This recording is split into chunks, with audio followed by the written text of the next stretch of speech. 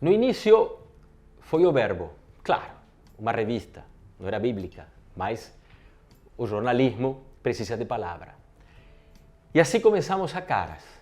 E começou bem, até porque tínhamos feito um marketing muito bom, com a fita, uma coleção de fitas, de vídeos de nosso país, que na época era uma inovação, brinde de revista, fascículos de corpo humano, fauna e flora da Dorley Kinderley inglesa, que eram um dos melhores fascículos do mundo. Mas, 3 meses depois, apareceu do lançamento, 2 meses na realidade, a Ilha de Caras, a primeira Ilha de Caras, muitas ações de marketing que funcionavam. E a revista vendia bem exemplares. Mas nós tínhamos percebido que existia uma diferença entre o mercado argentino, de onde tínhamos trazido Caras para Brasil, com o mercado brasileiro. No mercado brasileiro, quem pagava as contas normalmente era a publicidade. No mercado argentino, era a venda de exemplares. Então, como aqui se incorporava um elemento muito custoso, que não existia na Argentina, que era assinaturas, tínhamos que acomodar a fórmula para a publicidade. Só que não era tão simples assim. Publicidade é um negócio muito interessante e muito difícil, especialmente quando você é sapo de fora, quando você está chegando. Então precisávamos da pessoa certa. E eu lembro então que com Tomás Souto Correa um dia fomos a ver, a revista já tinha uns 6 meses e já era um sucesso de venda de exemplares em bancas e também no começo de assinaturas, mas faltavam os anúncios. Fomos ver o diretor comercial de Editora Abril. Precisávamos dele. Esse senhor está aqui ao meu lado. É Dalton Pastore. Prazer em ter você aqui, Dalton. Prazer todo meu. Só história boa para a gente lembrar e contar. Você mudou nossa história, Dalton, porque nós já vendíamos exemplares bastantes e continuamos vendendo mais, ok. Mas o dinheiro importante para fazer a revista e a editora que fizemos foi o que chegou da publicidade. E quem mudou essa história foi você. Você lembra dessa época? Eu lembro super bem. Foi uma história linda, foi uma história maravilhosa. Mas a Caras, Edgardo, tinha, vocês sabem disso, vocês fizeram isso, tinha uma história de sucesso, de inovação impensável naquele momento. Sim. Um volume de coisas inovadoras que ninguém podia, não se pensa hoje, quanto mais naquela época. Nós estamos falando de quê? 93, 94. 93, 94. Então, um volume de coisas inovadoras, os brindes juntos, o DVD, o CD, a Ilha de Caras, os castelos de Caras, quer dizer, era inovação em cima de inovação, em cima de inovação. Que você no Brasil conhecia melhor do que ninguém, porque um ano antes, Dalton Pastore tinha sido o embaixador da Editora Abril na Argentina, que tinha relançado na realidade, alguns títulos da velha Editora Abril, que não era propriedade dos mesmos chivitas daqui, sino de familiares, de irmãos, Sim, primos na Argentina. E isso tinha decaído, porque a Argentina tinha decaído. E quando a Argentina começou com a dolarização no governo Menem na década dos 90, Abril viu uma oportunidade de que isso crescesse novamente. E quem mandou? Dalton Pastore. Então, Dalton Pastore viu, porque aquele ano coincidiu, o lançamento da Caras Argentina, que foi um sucesso lá, um grande sucesso. Então, Dalton viu isso e, para nós, era fácil contar e pedir para ele, porque ele já conhecia de que se tratava. Sim, eu conhecia. Eu estava cuidando da Editora Abril da Argentina, a gente estava tentando viabilizar diversas revistas, não andava nada, não vendia nada, era uma dificuldade tremenda. E um belo dia eu vejo o lançamento da Caras, uma explosão, aquilo foi uma explosão, aquilo foi um acontecimento na Argentina. E vendia igual água, igual pãozinho quente, né? Então eu acompanhei o sucesso de Caras na Argentina e acompanhei, porque eu vim para o Brasil para trabalhar na Abril do Brasil e quando foi feita a sociedade da Perfil com o Abril e a Caras chegou no Brasil. Então eu vi tudo, tive um... É uma testemunha privilegiada da época. Privilegiadíssima, assisti tudo. E você passou a convencer os anunciantes e os clientes de que tinham que anunciar na Caras, que não estavam anunciando nesse início. A Caras tinha sido um sucesso no Brasil em tudo. Em bancas, em assinatura, em prestígio, mas os anúncios jogavam contra. Eram fracos. Eram poucos anúncios de anunciantes extremamente populares, com anúncios muito ruins, de produtos muito ruins, de segunda, terceira classe, né? Vamos falar a verdade. E isso prejudica muito o ambiente editorial da revista como um todo. Claro. Né? E a imagem que a revista passa para o mercado, para as agências, para outros anunciantes. Então, quando a gente pegou a Caras para comercializar dentro da equipe da Abril, a gente tinha um espaço grande para vencer. Né? Não é para você sair do zero, a gente saiu de muito abaixo do zero para poder corrigir. Por que a correção foi feita? Pela força da Abril, força das revistas da Abril, pela qualidade da equipe de publicidade comercial da Abril, que era muito boa, que tinha um enorme prestígio com as agências, com anunciantes, e porque tinha do outro lado assim, um tremendo sucesso editorial. Então o anunciante falava, não, na Caras não quero anunciar, só tem anúncio ruim. Mas do outro lado ele viu um sucesso editorial assim, incrível, né? Então foi só equilibrar isso e a Caras virou um super case de sucesso publicitário também, né? Principalmente, te diria, visto com o tempo, principalmente, tanto que quando comemoramos a edição número 1000 da Caras, fizemos um exemplar de 1000 páginas, das quais 500 eram anúncios. Esse exemplar de 1000 páginas é o único no mundo até hoje.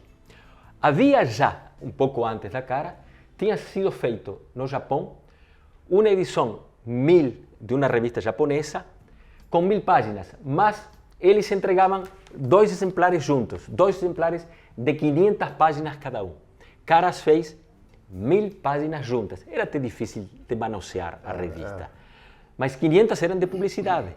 E isso começou aquele dia que você falou, deixa com a gente que a gente vai comercializar esse produto. Eu tinha errado antes, né? Quando vocês me perguntaram, você que morou na Argentina, você viu a Caras nascer lá, você acha que vai dar certo no Brasil? E no Brasil, naquele momento, tinha uma onda enorme de sequestros a empresários. Muitos empresários sendo sequestrados. E eu falei para vocês, vocês não vão conseguir fazer no Brasil. O empresário brasileiro está morrendo de medo, ele não vai querer mostrar a casa, o carro, o avião, o barco. Mas você não foi o único que fez essa previsão ou predicção, porque existiam muitas coisas, até a marca, a palavra Caras, na época era questionada, especialmente por os jornalistas, que falavam que Caras era popular demais, que não tinha a mesma representatividade que tinha de Faces na Argentina. Que aqui se fala, não, um cara assim, digamos, então não era uma palavra que pegaria. Quando você fala cara, tem até um lado pejorativo, né? Claro. Então é perigoso, agressivo. Então, mas aí a revista virou esse sucesso. Mas Jorge Fontevecchia, que foi o criador da fórmula original e da marca Caras, em nenhum momento, quando eu trasladei minhas dúvidas a ele, que eram as dúvidas que vocês brasileiros passavam para mim, em nenhum momento aceitou a possibilidade de trocar a marca. E falou, o produto é tão bom que a marca vai se impor. E realmente ele tinha razão, porque assim foi. Uma vez, Edgardo, eu estava trabalhando numa sala na Abril e chega o Fontevecchia, o Jorge Fontevecchia. E eu estava com mais alguém, eu não sei se não seria o Tommaso, inclusive. E ele fala assim, você acha que vai ser difícil a Caras no Brasil? Eu falei, Jorge, falar a verdade para você, vai ser difícil. Falei, mas por quê? Eu contei isso, falei, o cara não vai querer mostrar a casa. Ele ficava me ouvindo com uma tensão. E eu achei que eu tinha convencido ele que não dava certo. Ele ouviu com atenção eu explicar do medo do empresário, do sequestro. Ele fica, parece que eu estou vendo o rosto dele. E ele falou, sim, sim, sim. Depois que eu terminei de falar, ele falou, tem mais alguma outra razão pela qual você acha que não vai dar certo? Eu falei, não. Ah, que bom. E saiu. E passado algum tempo, ele me chega numa mesa onde eu estou, me dá um envelope e fala assim, pode dar uma olhada, por favor? A hora que eu olho as fotos dentro, era super empresários mostrando a casa. Eu falei, bom, eu não, errei total. Dalton, não eram só os empresários, também os políticos. Nós mostrávamos muito político. O Brasil tinha retornado à democracia e os políticos queriam aparecer. Por quê? Porque nessa época não existia o estigma que foi criando-se depois acima dos políticos. O político poderia ser de direita, de esquerda, mas aquela coisa de político corrupto não funcionava muito. Então nós tínhamos em todas as edições, tínhamos políticos ou familiares de políticos. Por exemplo, na edição número 1, que depois na edição se acompanhará, por exemplo, posavam as filhas do ministro Reseque.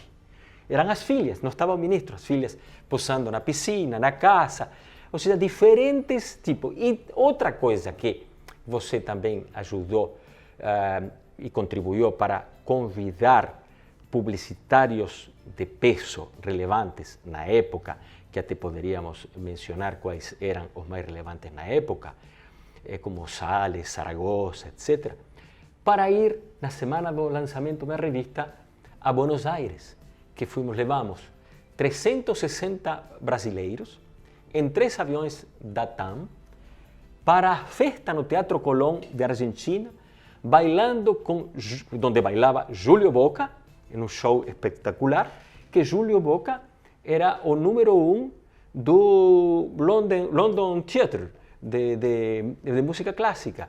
Era uma festa inesquecível, feita na Argentina, mas aí foram celebridades, empresários, políticos e publicitários. E vocês, claro que Tomás Souto Correa, elaboraram essa lista, Nirlando Beirão, que já não está, que foi o primeiro diretor editorial da revista, de texto, maravilhoso também, que fizemos uma festa que foi inesquecível, que também foi outro acerto do Jorge Fontevecchia de levar eles para a Argentina. Eu falava, Jorge, depois que conseguimos os aviões, graças a Amaro Rolim da TAM, não, aí está tudo bem, mas essa festa iria levar 3 aviões da TAM, que ainda não volava para a Argentina. Volaria 3 meses depois, inauguraria seu voo, e por isso Rolim, que era um visionário, topou em fazer esse acordo com caras para levar o pessoal top do Brasil para a Argentina. Jorge falou, não, quero fazer a festa na Argentina. Eu quero que esses brasileiros saibam que a Caras existe na Argentina, foi lançada aqui com sucesso e que vai repetir lá. E assim foi. E assim foi, e assim foi. O Jorge tinha uma determinação, né? E você uma capacidade de trabalho interminável. Eu era o tradutor para o mercado brasileiro. Eu era quem escutava todos vocês e tinha que adaptar. Tanto assim que, por exemplo, a secção Agenda, que era uma secção que aqui funcionou muito, não existia na Caras Argentina. Eu tive que criar aqui para poder atender toda a demanda que tinha esse mercado. Porque vamos combinar, Dalton, a Argentina, que é onde nasceu a fórmula, uma fórmula muito bem feita e pensada, concentra em Buenos Aires todos os poderes. As celebridades estão em Buenos Aires, os empresários estão em Buenos Aires, os políticos estão em Buenos Aires. Aqui nós tínhamos 3 cidades grandes, além do restante do país, para atender. Os políticos estavam em Brasília, as celebridades estavam em Rio de Janeiro pela Globo, e os empresários estavam em São Paulo por razões óbvias. Então era outra logística, outro esquema, outro tipo de cobertura. Outro tamanho. E outro tamanho, outra tradução. Então precisávamos mais páginas, precisávamos anúncios. Que quem trouxe? Dalton Pastore. Outra coisa que a revista tinha, que eu usava muito como argumento de venda para os anunciantes e para as agências, é assim, é a única revista que não fala mal de ninguém. Exatamente. Que não incomoda ninguém. que não, sabe, que você lê, que você folheia e está tudo bem, é leve, é tranquilo, é gostosa de ver. A única, porque assim, não tem má notícia, não tem crime, não tem malícia, não tem... É uma revista do bem, né? Uma revista Roberto feliz. Chivita, que era o dono e grande diretor da Editora Abril, me falava sempre que ele, quarta-feira, ia dormir com caras, porque queria dormir sem nada na cabeça que o preocupasse, que o confundisse e perdesse o sono. Com caras ele relaxava e dormia tranquilo. E é verdade. Porque caras era isso. Não falava mal de ninguém, por isso todo mundo aceitava sair na revista, todo mundo dava entrevista para a revista, porque você nunca pegava alguém, passar uma rasteira, criar uma armadilha. Jamais. Jamais. Aqui foi batizada a Revista do Bem. Pois é, foi um e batismo era uma que a mim particularmente me deixava muito orgulhoso, porque a fórmula era fantástica. Mas, sem anúncios, no Brasil é difícil impor uma revista, era difícil naquela época, hoje mais ainda. Hoje é outro mundo. É outro mundo, exatamente.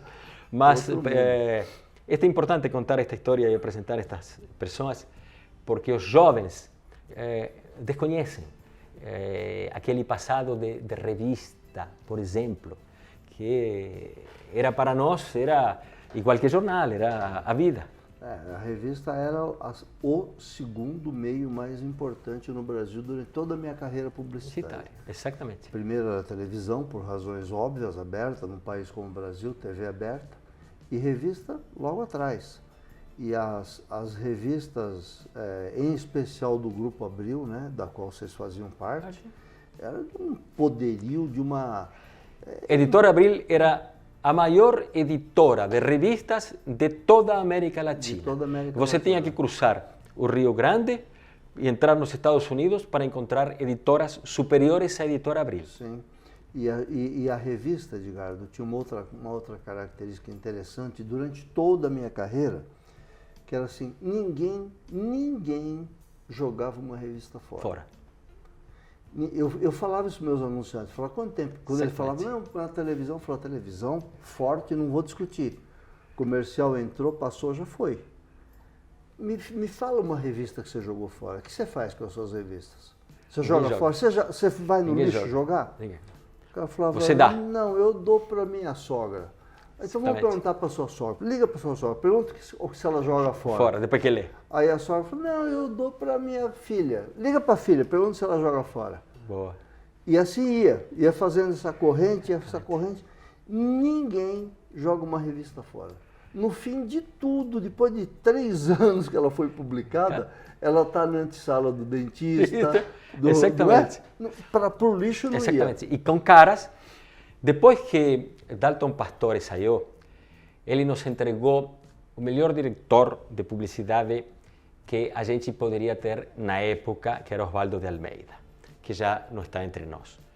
E quando chegou Osvaldo de Almeida, e fizemos um estudo, que era Marplan que fazia esse estudo, e Caras passava por 21 pessoas, um exemplar de Caras.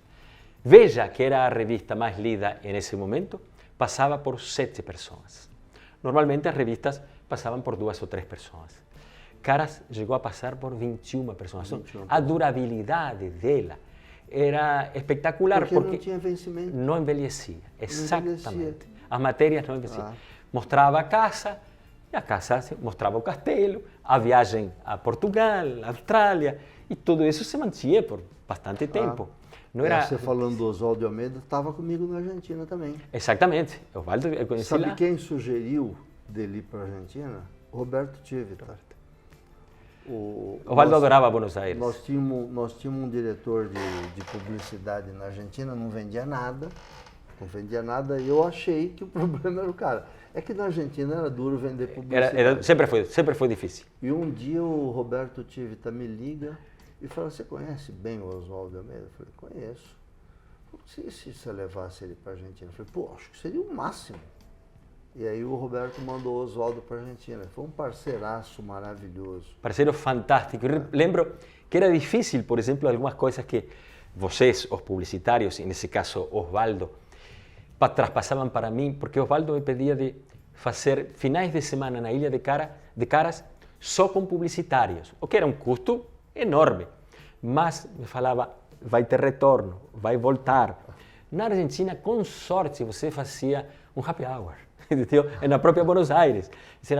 Era outro universo. O universo comercial publicitário brasileiro foi possivelmente o que a mim mais me surpreendeu favoravelmente e positivamente. Mas, te lembrando, isso tudo aconteceu com Caras. Não aconteceu com outra revista, não aconteceu com nenhum jornal, aconteceu com Caras. O cara pegar o avião em São Paulo, ir para o Rio de Janeiro, pegar um carro e ir até Angra para ir para a Ilha de Caras, não, só aconteceu com Caras. Dalton, você sabe, você está de diretor de faculdade e então está com jovens o tempo todo. Mas os jovens, tentando acompanhar. Todos estamos tentando acompanhar. Mas esses jovens falam para mim que Caras foi um Instagram no papel. É verdade, foi mesmo. Caras era o Instagram no papel. Começou com muita foto. Fundamental. E pouco texto explicando a foto. Então, é verdade. Se você pegar... Bom, você fez. A Caras foi uma revolução em revista. Porque a revista sempre foi pouca foto e muito texto. E a Caras foi o contrário. A Caras inverteu. E foi de verdade, é uma boa definição, o primeiro Instagram. Os jovens de hoje são muito criativos, exatamente. Acertaram cheio. Exatamente. E quem tem que nos agradecer isso tudo, porque disso ele está vivendo, é o Luiz Maluf, que ainda usufrui do benefício da Caras. É verdade. Fizemos um bom marketing, mas Dalton Pastore é uma das pessoas que precisamos agradecer eternamente pelo sucesso que depois conseguimos. Sem pessoas como eles, teria sido impossível. Obrigado, Dalton. Obrigado. Foi uma honra e um prazer. E além de ter sido muito divertido, como dizia o Roberto Tive. E todos terminamos grandes amigos. Terminamos grandes amigos. Fantástico, Dalton.